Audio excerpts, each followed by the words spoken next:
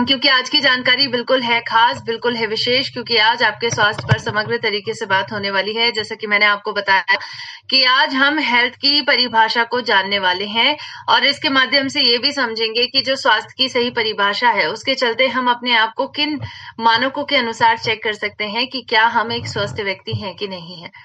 लेकिन इससे पहले कि मैं आपको ये सारी बातें बताऊं, आप सभी से मैं ये पूछना चाहूंगी कि आपको क्या लगता है, क्या आपको लगता है कि आप एक स्वस्थ व्यक्ति हैं? अगर आपको ऐसा लगता है तो मुझे चैट बॉक्स में यस लिख के बताइए। अगर आपको लगता है कि आप एक स्वस्थ व्यक्ति हैं, चैट बॉक्स में यस लिखिए। अगर आपको लगता है कि आप स्वस्थ व्यक्ति नहीं हैं, तो चैट बॉक्स में नो लिखिए।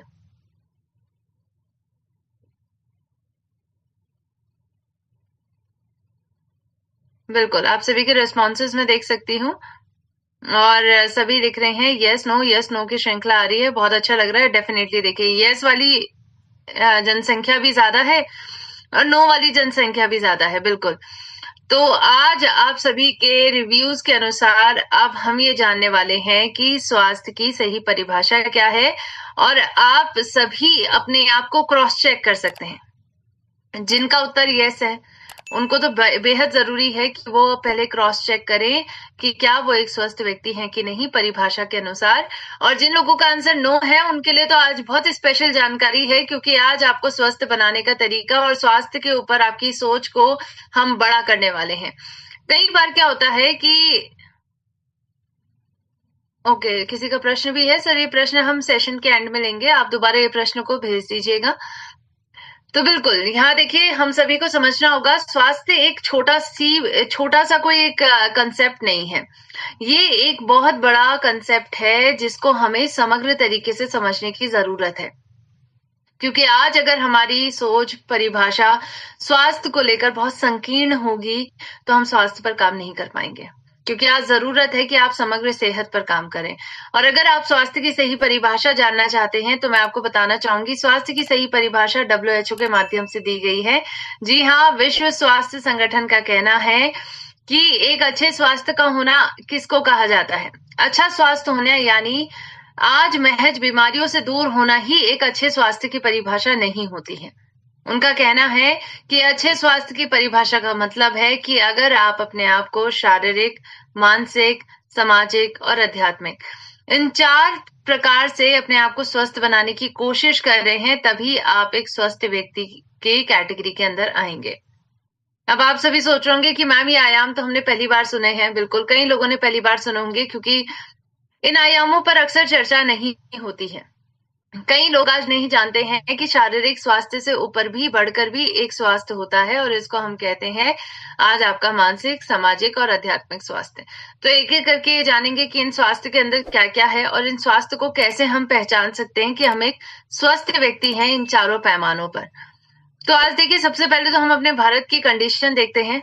अपने भारत की कंडीशन के अनुसार मैं आपको बताना चाहूंगी। चलिए, आप ही बताइए, मुझे गैस करके बताइए, हमारे भारत की लाइफ एक्सपेक्टेंसी आपको क्या लगता है कि कितने एवरेज उम्र कितनी होगी जिसमें एक व्यक्ति जी सकता है? यानी वो एवरेज उम्र क्या है जिसमें कोई भी व्यक्ति जी पाता है? भारत की लाइफ एक्सपेक्टेंसी आज के वक्त में कितनी है? आप गैस करके बताइए, लगभग कितने उम्र तक एक एवरेज व्यक्ति जीता है? आप सभी गेस कर सकते हैं अपनी मर्जी से, किसी को 60, 50, कुछ भी आप लिख सकते हैं। आपको क्या लगता है? बिल्कुल, तो आप सभी के आंसर्स में देख रही हूँ और ज्यादातर आंसर जो है वो 50, 60, 70, इसी के अराउंड 40 भी लिखा है किसी ने। ओके, 50, 60 के अराउंड सभी के आंसर है। तो देखिए, हम ये आंकड़े हम आसपास कैसे दे पा रहे हैं? क्योंकि हम देख रहे हैं अपने आसपास स्थिति देख रहे हैं। लोग आजकल 50 की भी उम्र तक जी नहीं पा रहे हैं। गनीमत बात होती है कि कोई व्यक्ति 60 से आगे क्रॉस कर लेता है। तो आज भारत की लाइफ एक्सपेक्टेंसी की दर आज के वक्त में जो मानी गई है आंकड़ों के माध्यम से, SRS का डेटा बताता है कि हमारे भारत की लाइफ एक्सपेक्टेंसी 72 ईयर्स की है। और आपको मैं बताना चाहूंगी कि ये जो 72 साल हम जी रहे हैं ना, वो कैसे जी रहे हैं? दवाइयों के माध्यम से। सोचिए, केवल 2 साल हमारी बड़ी है उम्र, एवरेज लाइफ एक्सपेक्टेंसी हमारी बड़ी है 2 साल पिछले 10 सालों के अंदर।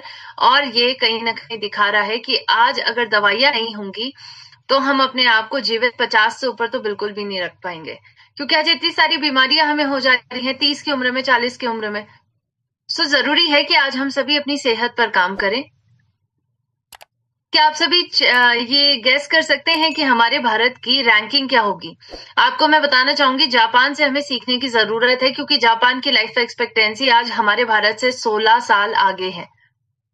88 ईयर्स वहां की लाइफ एक्सपेक्टेंसी है, और वहां के कई लोग हैं जो 100 साल से भी ऊपर जीते हैं, सोचिए। और हमारे भारत में अगर 100 साल से ऊपर कोई व्यक्ति जीता है तो हम मानते हैं कि उस पर भगवान की दया है। बिल्कुल, आज हमें समझने की जरूरत है कि आज भगवान की दया से ज्यादा बेहतर है कि आज हम सभी पहले अपनी हेल्थ को देखें, हमारी आदतें जो हमारे जीवन को खराब कर रही हैं उनको जानें, क्योंकि आज ये जो हेल्थ है वो एक प्रोडक्ट नहीं है, ये प्रोसेस है। आपको निरंतर कुछ ऐसा करना पड़ेगा जो आपकी सेहत को बेहतर बनाए। इसीलिए आज आपको अपनी सेहत पर काम करने के लिए जापान की तरह कुछ ऐसी आदतों को अपनाना होगा जो आपको स्वस्थ बना सके, और उसके लिए आज मैं आपको जानकारी जो देने वाली हूँ वो बहुत जरूरी होगी। अच्छा, आप सभी को मैं एक और बात बताना चाहूंगी। जापान लाइफ एक्सपेक्टेंसी के दर के अनुसार अगर हम चेक करें तो विश्व भर में टॉप 5 देशों में आता है जापान, जहां पर सबसे ज्यादा लोगों की लाइफ एक्सपेक्टेंसी पाई जाती है, उनकी जीवन की गुणवत्ता बेहतर होती है। क्या आप गेस कर सकते हैं कि हमारे भारत की क्या रैंकिंग होगी इसमें? क्या हमारा भारत भी टॉप 10 में आता है, या फिर हमारा भारत बहुत पिछड़ा हुआ है? आपको क्या लगता है? चैट बॉक्स के माध्यम से आप गेस करिए कि भारत की क्या रैंक होगी, भारत कौन से नंबर पर आता होगा। जैसे जापान तो विश्व के टॉप 5 देशों में आता है, हमारा भारत कौन से नंबर पे आता होगा? तो बिल्कुल यहाँ पर एक आंसर आया है 15 मैम। ओके, आप सभी भी गेस कर सकते हैं कौन से नंबर पे भारत होगा 10 के बाद। ओके, 20 टॉप 10 के बाद। ओके, 7, 18, 12, 20, 100। ओके, तो बिल्कुल गैस कर सकते हैं आप, फटाफट गैस करके अपनी मर्जी से आपको जो लगता है कि कहाँ है, पिछड़ा है बहुत। ओके, वेरी गुड, पिछड़ा है बहुत, बिल्कुल सही बात कही सर आपने। और मैं अभी आपको आंकड़े भी बताऊंगी। 2025 का आंकड़ा मैं आपको बताने वाली हूँ। अभी आस पास सिर्फ 100 वाले ही पहुंचे हैं, जिनका मैक्सिमम 100 प्लस जो दिखा रहे हैं। मैं आपको बताना चाहूंगी कि हमारी भारत की स्थिति सच में बहुत खराब है। हमारे भारत की रैंकिंग अगर आप चेक करेंगे तो 2025 के SDI यानी ह्यूमन डेवलपमेंट इंडेक्स रिपोर्ट के माध्यम से पता चला है कि हमारे भारत की लाइफ एक्सपेक्टेंसी के अनुसार रैंकिंग है 130 नंबर पर। कितने देशों में से? 193 देशों में। आपको अपने सामाजिक स्वास्थ्य को भी चेक करना है। और अब आइए चलते हैं चौथे स्वास्थ्य की तरफ बढ़ते हैं। चौथा स्वास्थ्य है हमारा आध्यात्मिक स्वास्थ्य। अब आध्यात्मिक स्वास्थ्य क्या होता है? आध्यात्मिक स्वास्थ्य यानी खुद के साथ आपके कैसे संबंध हैं। आज क्या आप अपने आप को जानते हैं कि आप कौन हैं? अध्यात्म की बात आती है तो हमें लगता है परमात्मा की बात की जा रही है, बिल्कुल नहीं। अध्यात्म का मतलब है कि पहले आप खुद को जानिए, आपके अंदर क्या खामियां हैं, किन किन चीजों पर काम करने की जरूरत है, और इसके साथ साथ आपकी वीकनेस क्या है, आपकी स्ट्रेंथ क्या है, क्या आप अपनी वीकनेस पर काम कर रहे हैं, क्या आप अपने आप को बेहतर बनाने के लिए डेली अच्छी बुक्स का इस्तेमाल कर रहे हैं, अच्छी बुक्स पढ़ रहे हैं, सद्विचारों से अपने आप को भर रहे हैं, खुद को बेहतर बना रहे हैं और सोसाइटी में बेहतर लाने के लिए, बेहतर चेंज लाने के लिए अपना कंट्रीब्यूशन दे रहे हैं। तो आज इन सभी के अनुसार आप चेक कर सकते हैं। और प्लस आपको खुद के साथ वक्त निकालना है, कम से कम 10 मिनट खुद के साथ बैठिए, सोचिए, विचारिए, ध्यान करिए। इससे भी बहुत मदद मिलती है आध्यात्मिक स्वास्थ्य की प्राप्ति करने में। नेचर के साथ जुड़िए, अगर आप नहीं जुड़ते हैं तब भी आप अपने आप को आज स्वस्थ नहीं बना सकते हैं आध्यात्मिक रूप से। सो जरूरी है कि इन सभी चीजों का ध्यान में रखते हुए आपको अपनी सेहत को बेहतर बनाना है। अगर आप नहीं कर रहे हैं ये सभी चीजें तो कहीं ना कहीं करना शुरू कर दीजिए, तभी आप चारों रूप से अपने आप को स्वस्थ बना पाएंगे। अब देखिए, हमने इन चारों आयामों पर बात कर ली है। अब प्रॉब्लम ये है कि आज हमें लगता है कि दवाई खाएंगे और ठीक हो जाएंगे। आज ऐसा बिल्कुल नहीं है। दवाइयों के अंदर इतनी क्षमता है ही नहीं कि वो आपको इन चारों में से किसी एक आयाम पे भी स्वस्थ बना सके। क्योंकि दवाइयों का काम है केवल आपको राहत दिलाना, और यही गलती हम करते हैं। और इसीलिए आज डॉक्टर्स भी ये बात कहते हैं कि दवाइयां नुकसान दे रही हैं। ऑलिवर वेंडर होम जाने माने डॉक्टर हैं, इनका कहना है कि अगर हम सभी डॉक्टर दवाइयों को समुद्र में फेंक देते हैं तो ये हमारे पेशेंट्स के लिए बहुत अच्छा होगा, लेकिन उन मछलियों के लिए बहुत बेकार होगा जो समुद्र में रहती हैं, उस समुद्र का हिस्सा है। और यही बात को समझाने के लिए आपको मैं समझाना चाहूंगी कि आप अपने शरीर के साथ ज्यादती कर रहे हैं अगर आप इस अप्रोच को अपना रहे हैं। सोचिए, अगर आपके घर के अंदर एक चूहा मरा हुआ है तो आपके पास दो समाधान है। पहले तो आप एयर फ्रेशनर डालते रहेंगे, परफ्यूम छिड़कते रहेंगे, लेकिन वो बदबू आती रहेगी। परमानेंट समाधान क्या है कि उस चूहे को घर से बाहर निकाल दीजिए ताकि आप सभी के घर पर बदबू ना आए। सेम अप्रोच आपको अपनी बॉडी के लिए भी अपनाना है। आपको बीमारी की जड़ों पर काम करना पड़ेगा। लक्षणों पर काम करके कभी भी बीमारी खत्म नहीं हो सकती है, और इसीलिए आज मैं आपको कुछ बेसिक से तरीके बताने वाली हूँ। जी हाँ, जिन बेसिक तरीकों के माध्यम से आप सभी अपनी सेहत को बेहतर बना सकते हैं, प्लस समग्र तरीके से इन चारों आयामों को स्वस्थ बनाने में आज ये आपकी मदद करता है। और इसीलिए सीढ़ी दर सीढ़ी स्वास्थ्य के स्तर को बेहतर बनाने के लिए आइए अब हम बात करेंगे सिंपल से साधारण से समाधान, जिसको हर व्यक्ति अपना सकता है और आज अपनी सेहत को बेहतर बना सकता है। और आइए चलते हैं, इसके लिए सबसे पहले तरीके पर बात करते हैं, वो है सुपर पावर ऑफ स्माइल। आज स्माइल का अपने आप में बहुत बड़ा रोल है, और सबसे बड़ी बात कि हम इस मुस्कुराहट को नजरअंदाज करते हैं। आई रियली थिंक कि आज के सेशन में जैसे हमारे 340 साथी लगभग जुड़े हैं, तो ये सभी साथियों में से आज मैं जानती हूँ कई साथियों ने आज पूरे दिन भर स्माइल नहीं किया होगा, खुल के हंसे नहीं होंगे, 10 सेकंड पे खुल के नहीं हंसे होंगे। और प्रॉब्लम यही है कि आज धीरे धीरे करके जब हम बड़े होते जाते हैं तो हम हंसना मुस्कुराना भूल जाते हैं, और इसी वजह से आज बीमारियां हो रही हैं। क्या हंसने में कोई टैक्स लगता है? बिल्कुल भी नहीं। क्या हंसने के लिए हमें कोई पैसे देने पड़ते हैं? नहीं। लेकिन फिर भी सोचिए कि आज हम इस फ्री की चीज के लिए भी मेहनत नहीं कर पा रहे हैं, हम हंस नहीं पा रहे हैं। क्या छोटे बच्चे को आपने देखा है कि कभी बोलना पड़ता है कि बेटा हंसो हंसो? नहीं, बच्चे खुद से हंसते हैं, बच्चे खुश मिजाज रहते हैं, उनके अंदर बचपना जिंदा रहता है। लेकिन जैसे धीरे धीरे करके हम आगे बढ़ते हैं हमारा बचपना गायब हो जाता है। मैं आपको बताना चाहूंगी, जापान के लोगों की एक बहुत बड़ी खासियत है, वहां के लोग इतने स्वस्थ, एक खुशहाल जीवन, एक रोग मुक्त जीवन कैसे जी रहे हैं? क्योंकि वो खुशहाल जीवन जीना चाहते हैं। उनकी अगर आप आदतें देखेंगे, आप उनके फेस्टिवल्स को देखेंगे, आप अगर उनकी जीवन शैली को देखेंगे, या फिर उनके रिलेशंस देखेंगे अपने नेबर्स के साथ, तो बहुत अच्छे तरीके से रहते हैं, एक्टिविटी करते हैं, आउटिंग पर जाते हैं, त्योहारों में सब मिलकर साथ में मिलकर त्योहार को बनाते हैं, खुश रहते हैं, बचपना उनका जिंदा रहता है, इसलिए वो जवां दिल रहते हैं। लेकिन हम भारतीयों की परेशानी ये है कि आज हम सभी बहुत ज्यादा सीरियस रहते हैं जैसे जैसे बड़े हो जाते हैं, और इसी वजह से आज यही सीरियसनेस आपकी सेहत को खराब भी कर रहा है। तो बचपना मजबूत रखिए अपने अंदर, बड़े भी होना है लेकिन बचपना जाने नहीं देना है, खुश रहने की कोशिश करनी है।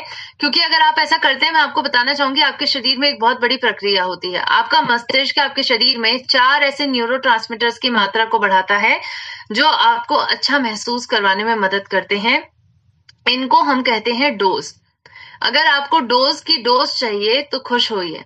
अब डोज की डोज क्या है मैम? डोज यानी D for dopamine, O for oxytocin, S for serotonin and E for endorphin. तो इसको याद करने के लिए आप इस सिनोनिम को याद कर सकते हैं, वो है डोज। डोज का अगर आपको डोज चाहिए तो उसके लिए हंसने की डोज जरूरी है। अगर हंसेंगे मुस्कुराएंगे तो ये 4 प्रकार के न्यूरोट्रांसमीटर, जिनको हम फील गुड हार्मोन कहते हैं, इनकी मात्रा बढ़ती है। तो आपको सेरोटोनिन की जरूरत होती है ताकि आप अच्छे से अपनी बॉडी को रिलैक्सेशन की तरफ लेकर जाएं। रात को सोने के लिए आपको एंडोर्फिन की जरूरत होती है ताकि आपकी नींद की गुणवत्ता बेहतर हो। तो सेरोटोनिन, एंडोर्फिन है या डोपामीन है, ऑक्सीटोसिन है, इनकी मात्रा को बढ़ाइए, खुश होकर बढ़ाइए।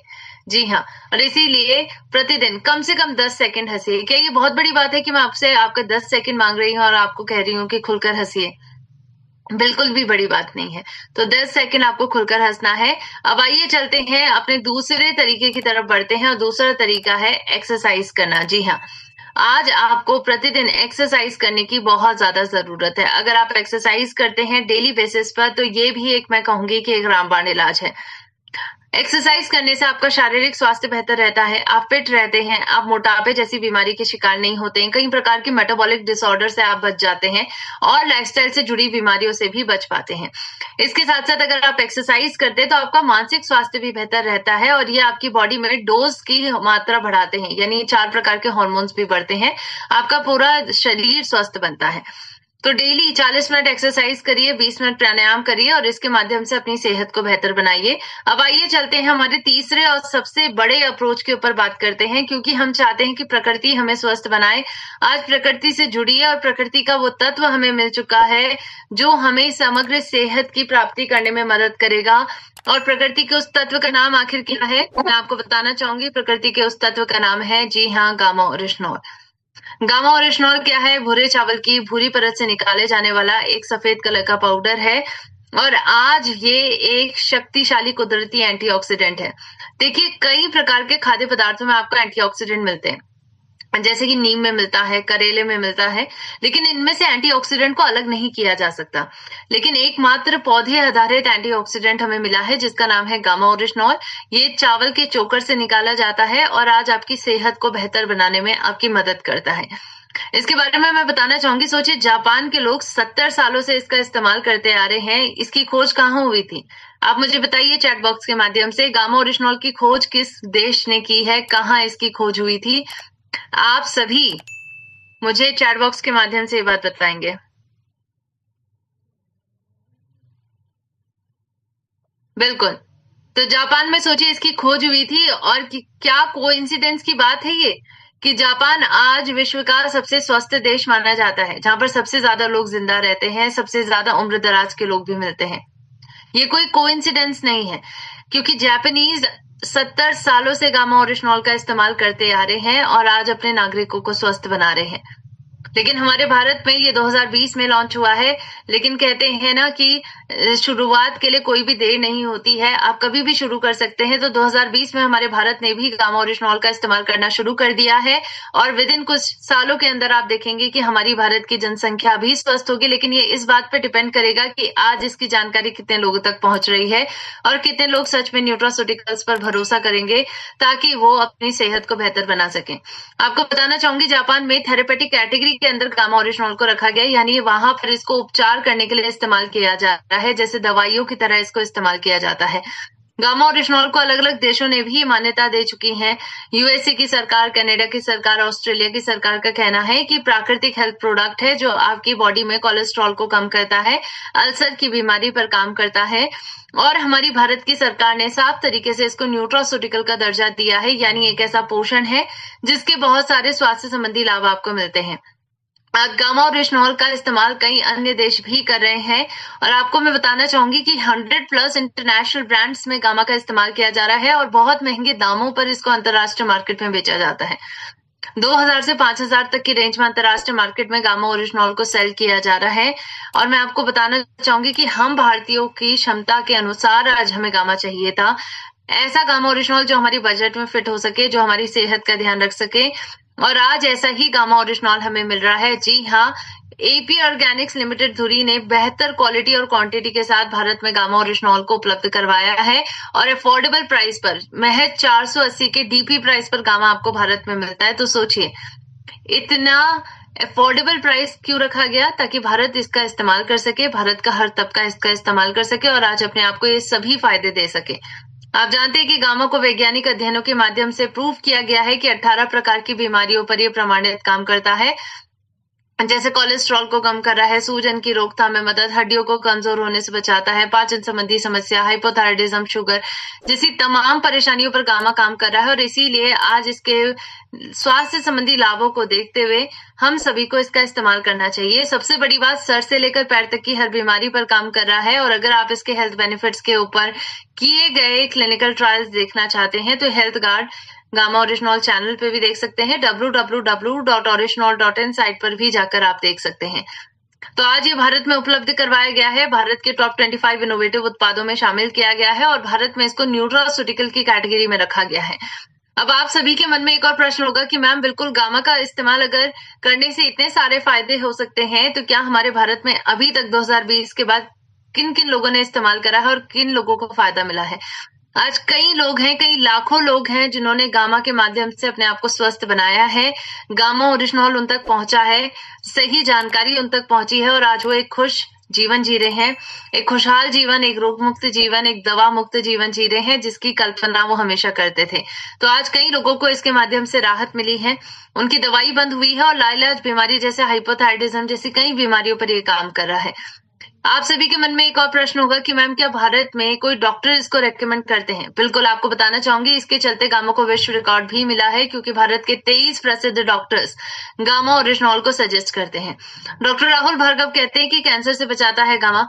इसी प्रकार से डॉक्टर संजय चू कहते हैं सूजन को कम करता है। डॉक्टर नाबजी तालुकदार सर कहते हैं शुगर के मरीजों के लिए फायदेमंद है।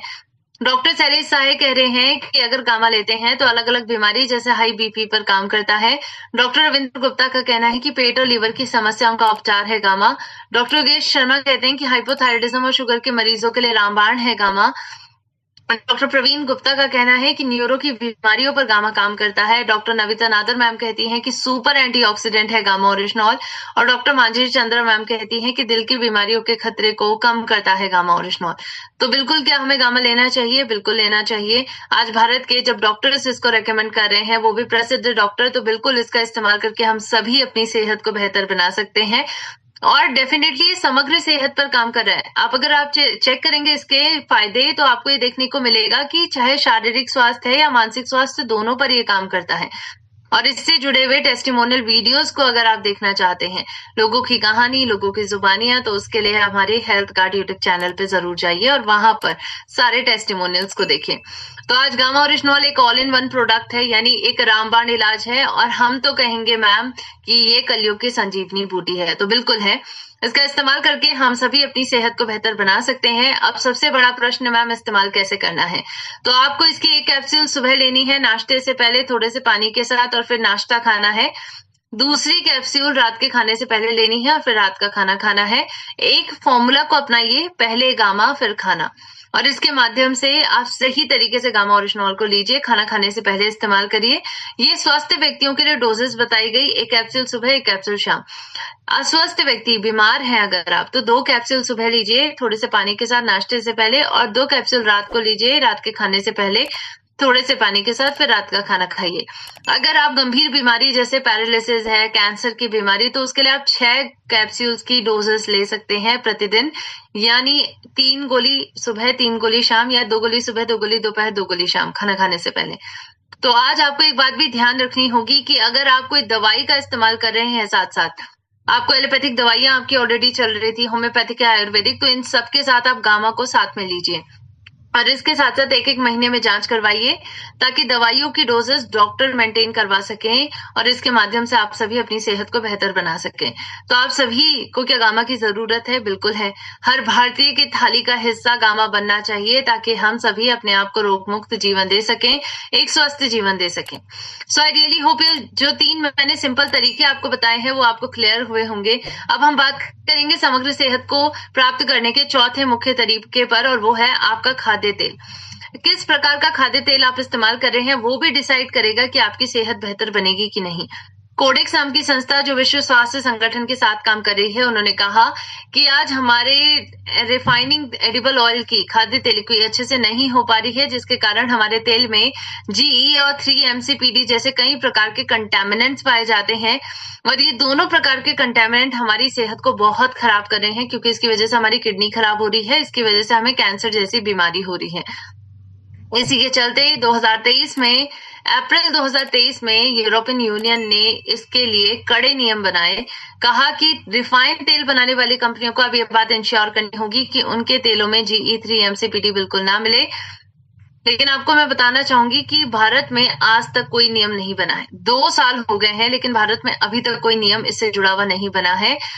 तो भारत में आज हमें केवल और केवल एक ऐसी खाद्य तेल बनाने वाली कंपनी मिलती है जो GE 3-MCPD को मद्देनजर रखते हुए तेल को बना रही है। जी हाँ, और वो है हमारा health guard rice bran oil, AP Organics limited धुरी के माध्यम से निर्मित, और यूरोपियन यूनियन के नए फूड सेफ्टी के जो रेगुलेशन GE 3-MCPD पे बने हैं, उनका पालन करता है। ट्रांस फैट फ्री तेल है, इसमें आपको ओरिजिनॉल सबसे ज्यादा मिलता है, आपको ओमेगा 3 मिलता है इस तेल में, और विटामिन ए, विटामिन डी भी मिलता है क्योंकि ये फोर्टिफाइड प्लस तेल है। तो डेफिनेटली आज इसका इस्तेमाल आपको करना है, अपने खाने का हिस्सा इसको भी बनाना है। बाहर का खाना बंद करिए, ग्लूटन यानी गेहूं, चावल, बेकरी के पदार्थ इसको नहीं खाना है क्योंकि ग्लूटन की वजह से भी आपके बॉडी में कई बीमारियां जन्म लेती हैं। स्माइल करते रहिए, 10 सेकंड खुलकर हंसिए, 2 से 3 लीटर पानी पीजिए, deep breathing, 40 minute exercise, healthy खाना खाना। अगर आप अपनी जीवन शैली में ये सभी बदलाव लाते हैं तो 10% आपकी जीवन शैली आपकी मदद करती है आपको स्वस्थ बनाने में, 90% गामा मदद करता है, और इसी के माध्यम से 100% आप सभी अपनी सेहत को बेहतर बना सकते हैं।